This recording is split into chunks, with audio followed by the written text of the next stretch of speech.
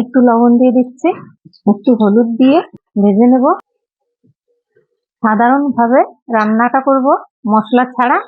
Half চামচ আদা বাটা দেব, নেড়ে চেড়ে নেব। নমস্কার বন্ধুরা, আমি সাগরিকার রান্নাঘরে আপনাদের সবাইকে স্বাগতম। আজকে আমি নতুন একটা রান্না করব, ওল দিয়ে রুই মাছের ঝোল করব। এবার ওল কেটে নিচ্ছি।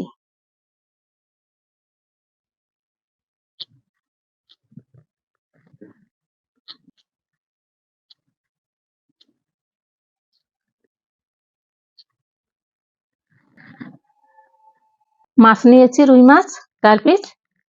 লবণ দিলাম, হলুদ দিয়ে মাখিয়ে নিচ্ছি। এবার ভেজে নেব। কড়াই গরম হয়ে গেছে, তেল দিয়ে দিচ্ছি, মাছ ভেজে নেব।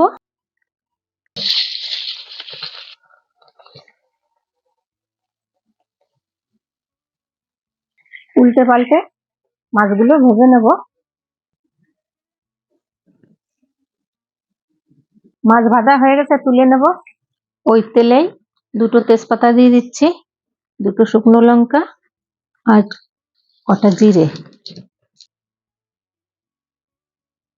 ফোড়ন ভাজা হয়ে গেছে, এবার ওলগুলো দিয়ে দিচ্ছি, ভেজে নেব ওলগুলো। একটু লবণ দিয়ে দিচ্ছি, একটু হলুদ দিয়ে ভেজে নেব। সাধারণভাবে রান্নাটা করব মশলা ছাড়া। হাফ চামচ আদা বাটা দেব, নেড়ে চেড়ে নেব। ওল কষানো হয়ে গেছে, এবার জল দিয়ে দেব। একটু ঝোল ঝোল করব, ঝোল ফুটে উঠেছে। এখন আর একটু লবণ দিয়ে দেবো, আগে একবার দিয়েছিলাম কষানোর সময়, আবারও দিয়ে দেবো। একটু হলুদ দিয়ে দিলাম। কিছুক্ষণের জন্য ঢাকা দিয়ে দিচ্ছি। ঢাকনাটা তুলে নিচ্ছি, মাছগুলো দিয়ে দিচ্ছি। 7-8টা লঙ্কা দিয়ে দিচ্ছি চিড়ে।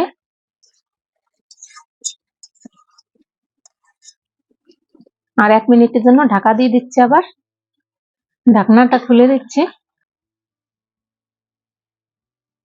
ওলগুলো গলে গেছে। তরকারিটা হয়ে গেছে, এবার ঢেলে দিচ্ছি। আমার এই ওলের তরকারি রান্নার পদ্ধতি দেখে যদি আপনাদের ভালো লাগে, লাইক, শেয়ার, কমেন্ট করবেন আর একটা সাবস্ক্রাইব করবেন।